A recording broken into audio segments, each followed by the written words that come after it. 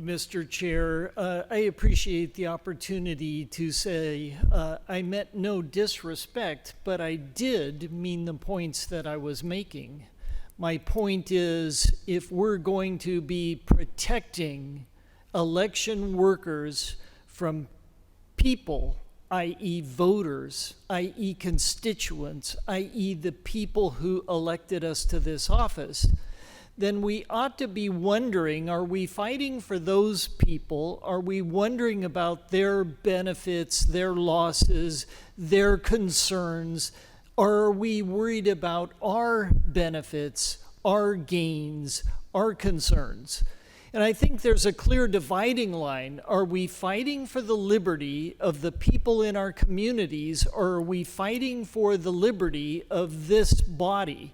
And we ought to be focused on the liberty of our constituency. We ought to be focused on conserving and preserving the liberty that was actually the bulwark of the United States Constitution, which was conceived in liberty and designed to protect liberty, starting with life and coming to liberty and moving on to your own just pursuits, your own pursuit of happiness. So my contention here is anytime we start talking about electioneering issues, it runs deep and it runs strong, and there are many concerns about fraud and open access and free transparency at the county clerk's office. If I need to remind this body, I will remind you that Jackson County, not the largest county in the state, Jackson County's public record request was $988,000 and some odd, down to 17 cents.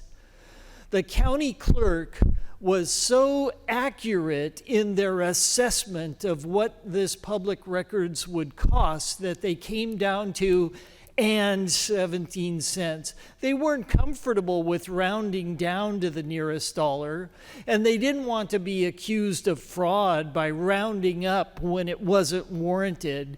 So they included the precision of 17 cents. At some point, after paying $1 million, the 17 cents is ridiculous.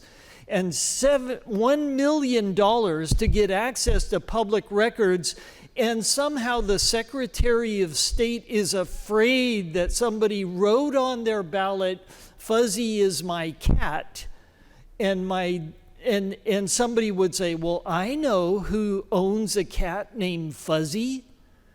And now that we know who owns the cat named Fuzzy, we can put two and two together and determine what their vote is, and we just violated their privacy.